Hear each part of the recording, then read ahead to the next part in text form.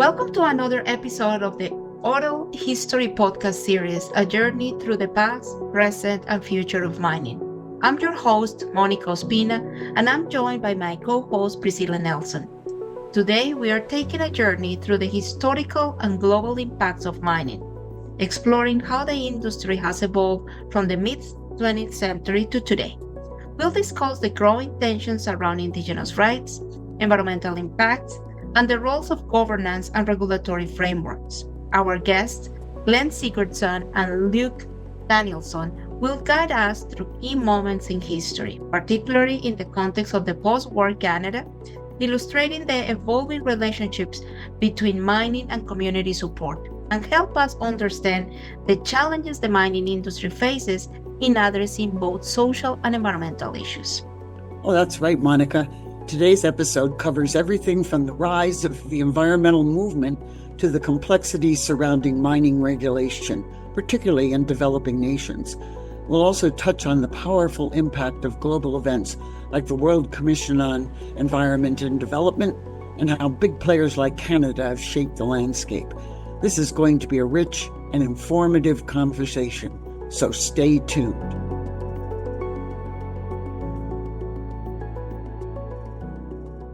Let's just reflect back for a minute, Luke, the context around the kind of evolution of our careers that we've been sharing, because behind and around you, I call it surround sound. There's always the surround sound of context, and as context changes, the dynamics change with respect to the pricing of minerals. We're always living in the surround sound of uncertainty and dynamic changes, and the implications of that play out in the motivations of all the players and the organizations that are connected to a problem. And when I look back, the Canadian economy and society was just starting to pick up steam in the early 50s. As a boy, I can still remember my grandfather's dogs dying that he'd been fishing on through the war. I remember the first little tractor he got. Everything was still the same. I was kind of brought up in a time warp that allowed me to basically see the world as it had been in 1925, in 1955, because not much had changed. The Depression, then the war, and now things were really starting to energize.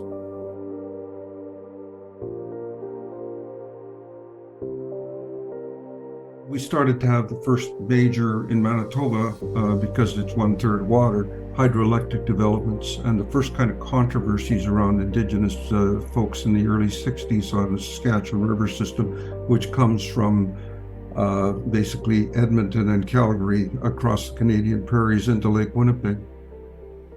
And at that time, there was this motivation to create social energizers. They call them community development officers. So you started to send, as opposed to priests into communities, the new priests of the North were community development officers.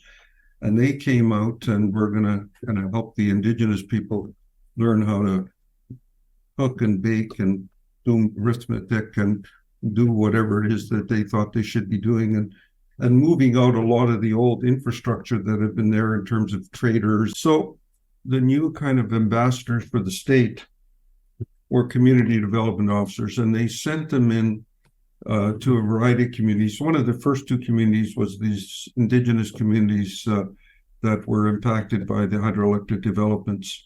But soon we had community developers running in and around everything in the North. The next thing that started to really get energized was kind of the all-purpose vehicle of cooperatives. And they were going to create cooperatives in all of the North, and that was going to solve the problems of, quote unquote, the Indians and the development challenges. And so over the 60s, we started to see in my part of the world kind of a whole movement. We had massive road building, electrification. We had all kinds of massive projects being developed, pulp and paper projects. We had the huge mine development that had taken place in the 60s at Thompson with Inco. Gradually, we were moving now into a point where there was going to become conflict, where it was going to become conflicted. And I guess the first two major conflicts were the disputes that I would ultimately become involved in. The hydro case was huge. An entire election was fought over an agreement that had been reached. In principle, that the premier was not able to follow through. An election was called, and he lost the election in part on that issue in 1977. The Mercury cases had come, but these issues were prominent national profile, and Rachel Carson had written her book. So all these kinds of forces were starting to be at play. And the resistance was so enormous in the 70s to the position that these First Nations were taking in relation to the hydro project, that they actually challenged the right of these communities to speak with one voice. We had a slogan, "We speak with one voice," and the government of Manitoba tried to stop us from the ability to collaborate together as a unit. So to put this into context, these were really heavy-duty political forces that were now starting to grind heavily, and they were tough. Glenn sees the Canadian role from an internal Canadian perspective. Canada is really central to the story of mining because Canada has the biggest overseas mining operations in the world, right? And the next stage for me was to run into some people from Canada. I got elected chair of our state mine authority, and 2 days after I became chair, somebody came in and said, "We've got a problem. The Summitville mine, it's got this giant heap leach full of cyanide and it's starting to leak." And basically, it was the largest gold heap leach that had ever been built in the U.S. It was built at 11,000 feet. It was built by Robert Friedland, one of the great promoters of mining. We wound up with the Summitville mine going bankrupt and leaving the state of Colorado and the EPA with a environmental mess that I think has cost something like $250 million to clean up to date, and that we still are not finished cleaning it up. So one of the problems Canada has is it's got this kind of split personality. On one hand, Canada is in favor of democracy. Canada is in favor of open government. On the other hand, Canada has some of the most rapacious mining promoters in the world. And we saw that here.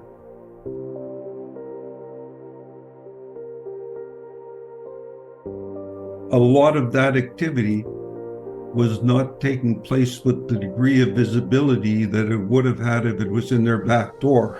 The Canadian mining companies range from 5 to 10 people to 10,000 people. We have, I think somebody told me, 800 small juniors within a few blocks of my office downtown. And so back in the 70s and 60s and before then, these folks were running around the world looking for rocks like nobody else was in the world to the same degree. And even today, I think Canada's got 45% of the global mining industry, and in Mexico, 75% of the activity, apparently. I don't know if those are still the numbers, but the point that we're making is that Canada was a big player in this. Sure. But where it started was with these much more controlled activities that were going on, certainly in Manitoba and in most of Western Canada.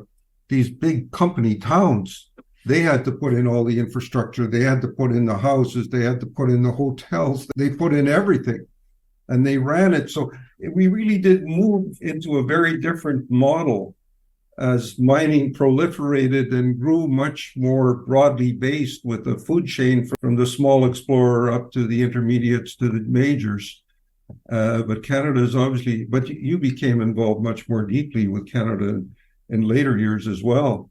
What came out of the Summitville experience, which really was unfortunate, we killed every fish in the Alamosa River. We left a giant lake of cyanide. The people who were responsible basically all retreated to Vancouver. to get out of U.S. jurisdiction. It was pretty bad. We knew we needed to take a look at how things had gone so terribly wrong.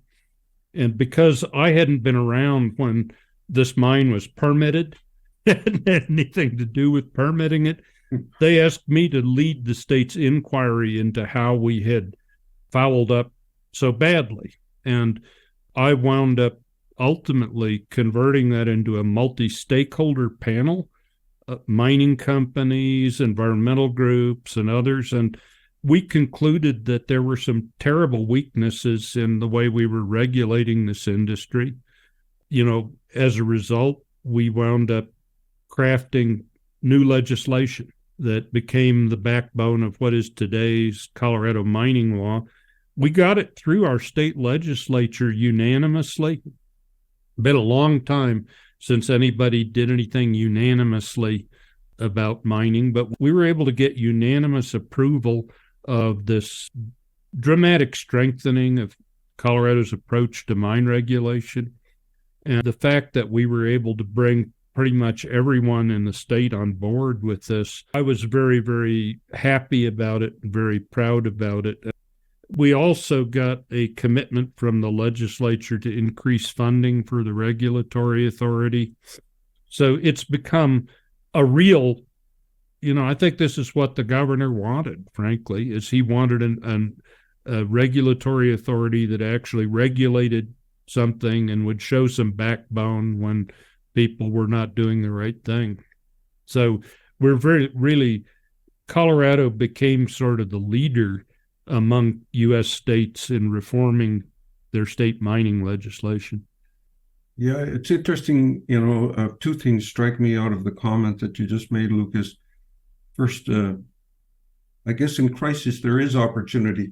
I guess there was nobody in Colorado that couldn't say you didn't have a problem. It's like that famous quote from Samuel Johnson, the great British writer, being told you're going to hang in a fortnight. There's nothing that concentrates the mind like being told you're going to hang in a fortnight. It kind of gets everybody cued in. And so crises often is a legislative opportunity, but that opens up a whole other area that we should really visit as well back into the 60s. And you've certainly done, and I'm sure we're going to explore this further in what we talk about in terms of your international work later. But in the 60s, there was not really significant legislation that was responsive in the way you're talking about, certainly to my knowledge in Canada. They were big mine development agreements. They were one-off kind of things. The governments negotiated with Inco to put in this massive town site with hotels and everything. They did that in about 4 or 5 other locations in northern Manitoba, but they were development agreements, not legislatively platformed. Australia, Canada, and the U.S. are similar in many ways in that we all regulate hard rock mining, at least at the state level or the provincial level. And I think British Columbia was maybe the first in Canada to develop reasonable mine environmental legislation. Right. Colorado was the leader in the U.S., Western Australia in Australia, but ultimately there was a recognition that the public is demanding that we regulate the environmental elements of this industry.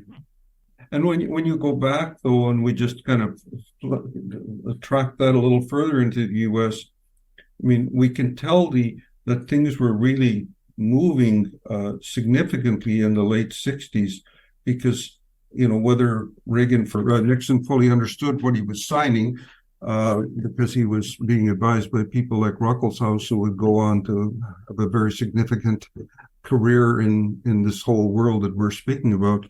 EPA was passed. We had Superfund legislation. We had NEPA. I mean, all of these massive pieces of legislation, probably people didn't fully understand what the full import of the whole legislative platform that was laid out there in the early 70s was.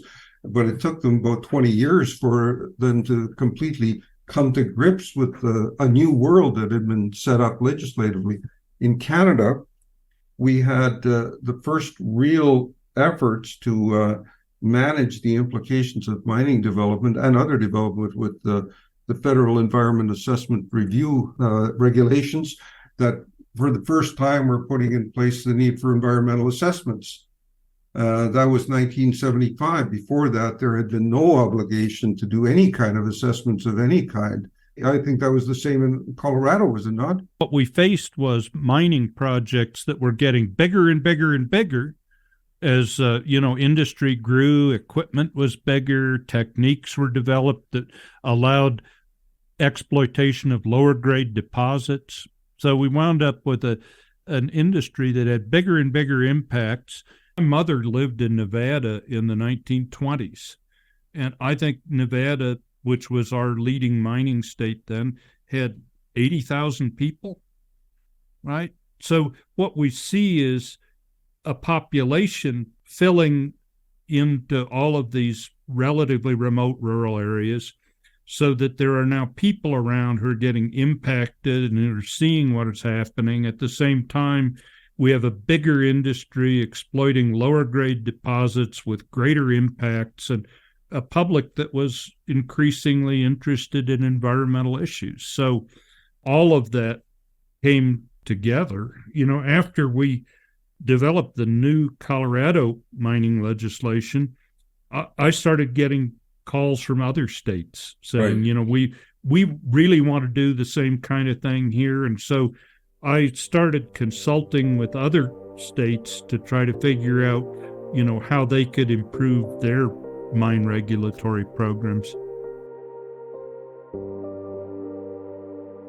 Just came back from a week's cruise to Alaska, and a large part of that was stopping at Skagway, which was the route of the Klondikers up into the gold fields, and I took the train that ultimately was built up there. Having worked in the Yukon quite a bit over the years, mining was kind of the lure that brought all kinds of activity and forces and awareness. There was also kind of a contextual background. There was kind of an aura of riches at the end of the rainbow and disaster as you were trying to get there, and turmoil as we went. And that whole background of that romanticism of mining has always been in the air. There's the gambling mentality, finding gold. That still motivates a lot of junior miners, a lot of young geologists. They're tempted to go into the gold fields to find their fortunes and fame.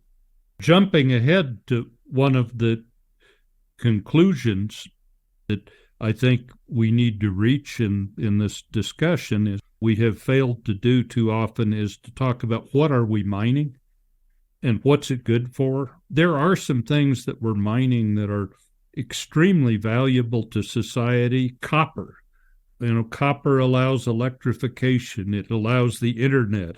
But, honestly, I think you make a pretty good case that gold should be left in the ground. There's a tiny number of industrial uses for it, but by and large, it goes into gold bars, which go into bank vaults, and it doesn't really create much benefit to anybody. But one of the things that did start to happen is the economy started to globalize. When I was in high school, and I think the same true of you, Glenn, much of the world were still colonies. Right. They were French colonies, British colonies, Portuguese colonies, and mining was one of the reasons why the colonial system existed. As we moved forward, these countries were starting to become independent and be able to speak for themselves and develop their own interests, although, frankly, the resource industries continued to try to find ways to treat them as colonies. The world economy was globalizing. The developing countries were becoming independent and wanting to chart their own courses. One of the things they did was develop state mining sector, get rid of the colonial mining companies and start state-owned mining companies. So there was an explosion of state-owned mining companies starting in the 70s, right? And you think about it, takes us to the place with the World Commission on the Environment. I mean, the genesis of that probably starts many years back into the 70s, and there's some predecessor things, but suddenly the globe was, as you say, for all these forces, including the big free trade agreements that were coming and everything, there was suddenly a global awareness sufficient that the UN, promoted, developed, and supported the World Commission on the Environment. And that was sort of a point at which there was a wake-up call.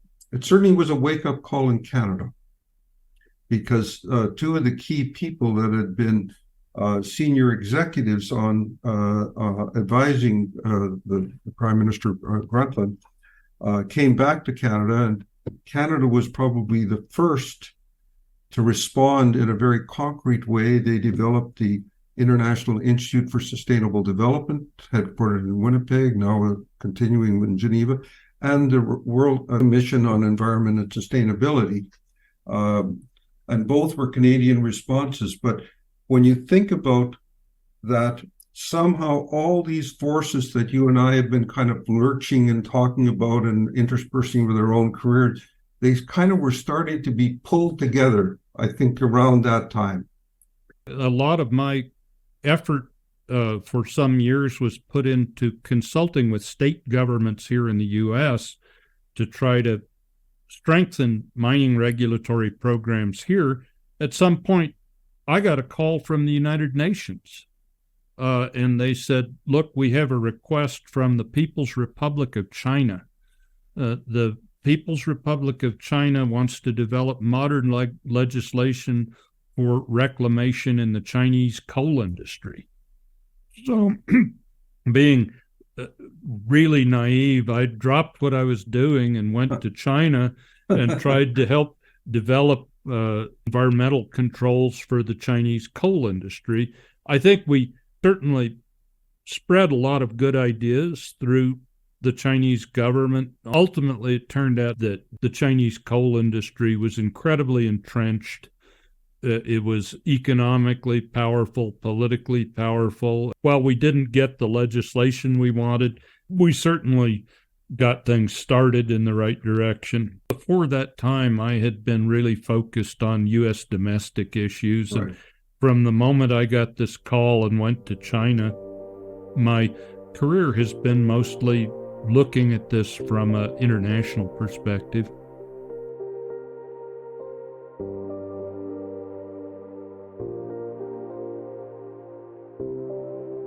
When I reflect back on where we've evolved in the conversation and the colonization, reality of minerals and colonies, and Papua New Guinea is a wonderful example of that. And my colleague that I mentioned earlier, Barry Stewart, who's a very significant and famous Canadian, he was on the Canadian roundtable of the economy and the environment, but where his life really was spent was in working, began professionally with Papua New Guinea. He was part of a team of two people that was brought in from Canada to help negotiate the constitution of the independence of Papua New Guinea. And the stories he told about his work in Papua New Guinea over those 8 years that he was there was really intriguing in terms of the complexity. And there was also a huge mining issue that arose there that you probably have at one time or another stumbled onto over your career. Maybe just chat about that for a bit.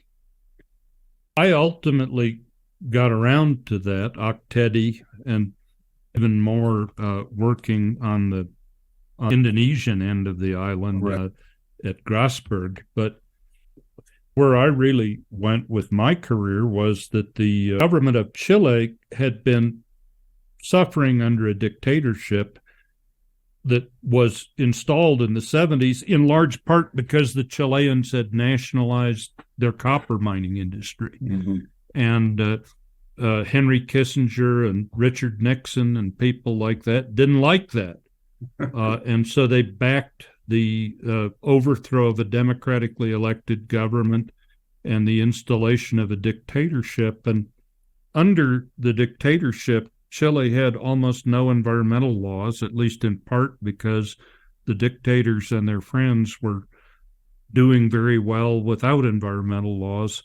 But when they once again returned to democracy in the early 90s, they realized they didn't have any body of environmental law. So I was asked to go to Chile, and I got a Fulbright grant, and half of it was working with the Chilean government to develop legislation, and the other half was to start the environmental law program at the University of Chile Law School, which was the first environmental law teaching program in Chile. So, Chile is a major mining power. Right. I wound up spending quite some years in Chile working on environmental issues, working on developing teaching, and found it to be one of the most fascinating opportunities of my career. And just to kind of backfill where I was in the 80s, after my collaboration started to grow with Jerry Cormack,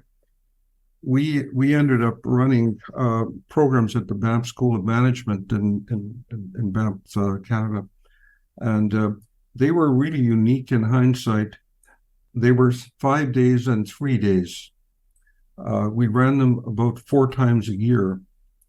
And they brought together, very deliberate design, representatives of industry, environmental groups, indigenous groups, and everything, to teach them, work with them, to understand how we could start managing together large, complex, resource-based problems. And when I think about that, we would have had over 2,000 people that came through those programs over 12 years. And many of the cases that we would ultimately work on flowed out of those interactions that we had. My involvement with the Pacific fisheries, for example.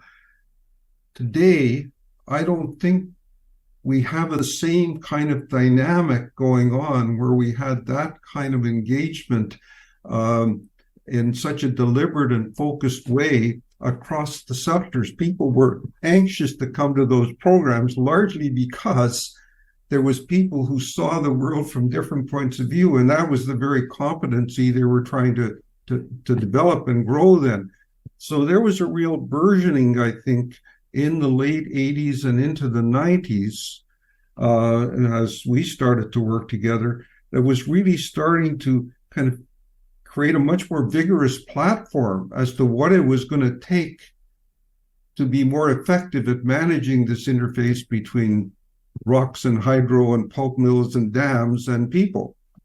We're going to want to reflect back at some point as we evolve these conversations as to whether we're going backwards or forwards, or whether we've kind of, like most things in life, gone backwards and forwards. But those were important things to remember were going on, and my mind is refreshing. And one of the things that was really intriguing while you were running around in Chile, I was over in Germany.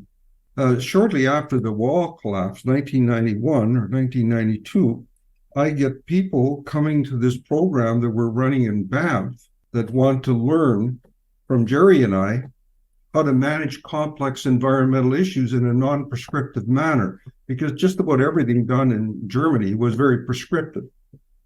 Their closest relationship actually in environmental management was Japan, with which they'd had a long history of relationships intellectually, etc., none of which I knew.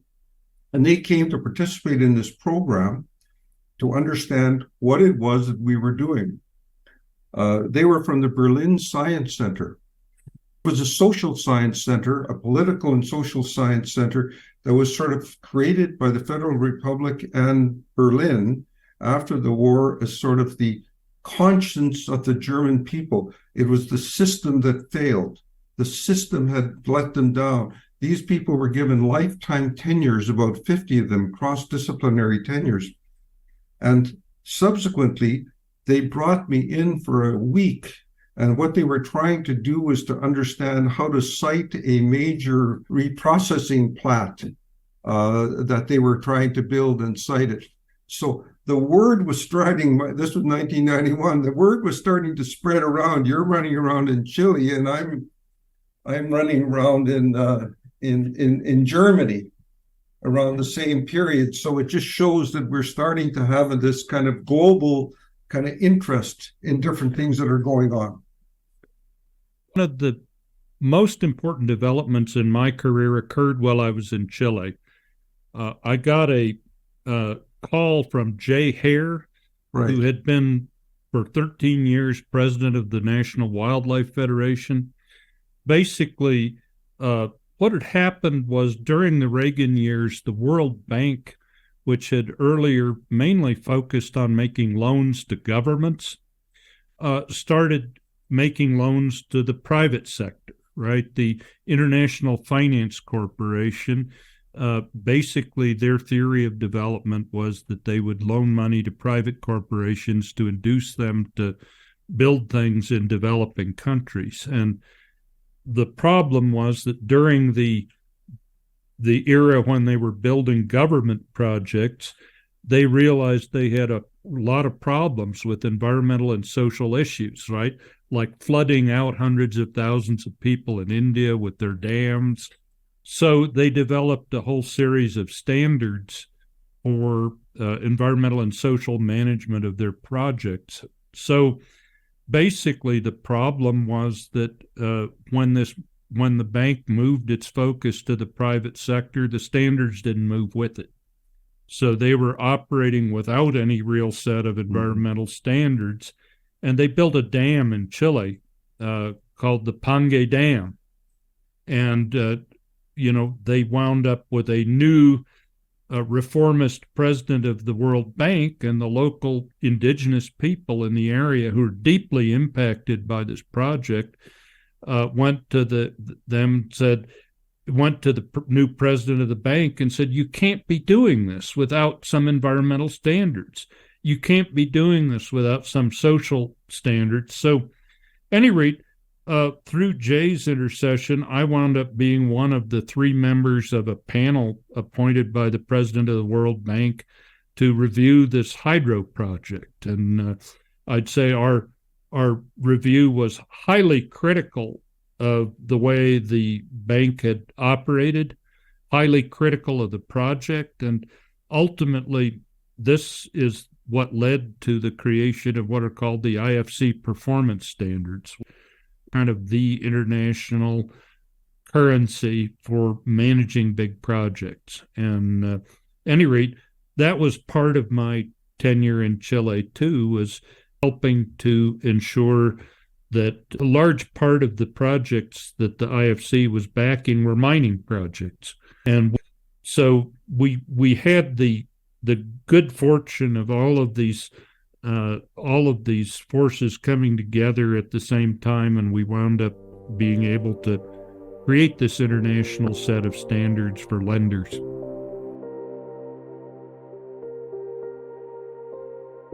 We've kind of looked at the big picture. We've looked at the regulatory kind of dynamic that was unfolding. Perhaps we should touch down on sort of where the big foundations were and the environmental movement. And then, of course, the growing but still nascent kind of movement to recognition of Indigenous rights and all of what's followed. And so I guess one of the first things that I became aware of, which I was not aware of until I became involved with my colleagues in the Society of Professionals in Dispute Resolution and Jury, was the role of big foundations.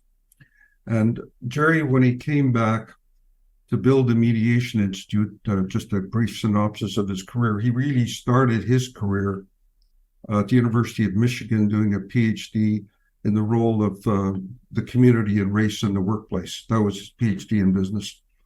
And that took him through a series of iterations that would ultimately see him working in a kind of a community-based setting. And he was ultimately invited to teach at the University of Washington. And when the governor heard he was there, he invited him to negotiate and mediate the Snoqualmie River dispute, which is, to many people, one of the first environmental mediations. But he then left a tenured position, came on as a senior lecturer, and he created the Mediation Institute. And he had some very prominent people that he was able to attract into the field at the time, including Ruckelshaus, who'd been such a prominent player, been the guy that refused to let Nixon off the hook, I guess, and but he was a very prominent guy. I'm a friend of Jay Hare's, and we had Ben Reed, who was Assistant Undersecretary of State, Clark Kerr, who was the head of UCLA, Leon, he had about 8 or 9 people, and Ford gave him $500,000 to begin to build this kind of a capacity and competency.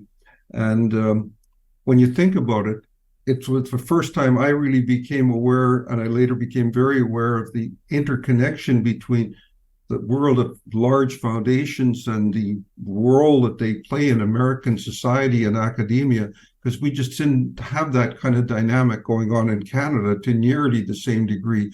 This is a land more of big government and government control, but these foundations were quite intriguing to me, and I came to understand them a lot more. You must have worked a lot with these foundations and talked about their role. These foundations have not been very effective, and they've been actually, I think, had in some cases, a kind of negative impact because in general, they are, as they should be, really on some level, attracted by the story of the local villagers who are being overrun by the international mining company. But where we fall down is, over time, it turns out that sometimes the villagers want the mining company to go away. Other times, the villagers want to negotiate with the mining company because they want roads, they want clinics, they want schools, they want employment.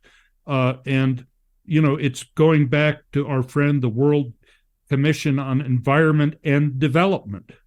And development, you know, and one of the problems we've had is that the environmental movement in the U.S. and other countries has not been sensitive to the need for development, and the foundations have followed on. So when the community says we would like to negotiate for better roads, the foundations say, oh, you're being bought off.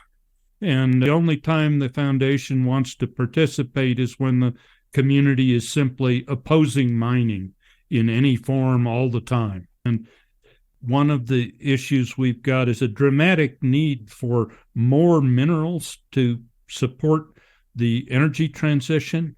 There's no way on earth we're going to make or to move away from carbon if we don't have more aluminum and more lithium and more nickel and more cobalt. And so where we are now is we've got a whole bunch of organizations, and some of them are these foundations, who just don't know what to do. Because on one hand, they're saying, speed up the energy transition. And on the other hand, they're saying, don't mine anything. Right.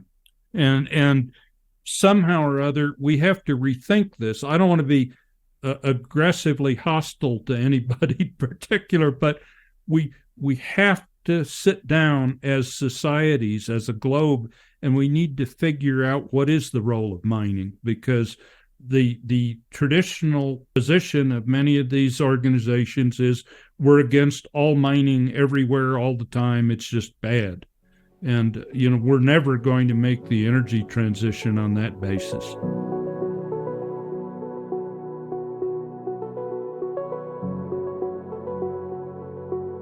What an insightful discussion. Glenn and Luke have helped us see the intricate web of forces at play in the mining industry, from the early days of big mining agreements to today's pressing need for more sustainable practices. We have also touched on the importance of understanding local context and the role of larger-scale foundations in driving or sometimes hindering real progress. Absolutely, Monica. One of the key takeaways for me is the complexity of finding a balance between sustainable mining development and social and environmental responsibility. Today's episode highlighted how important it is to have inclusive, thoughtful dialogues when it comes to shaping the future of mining.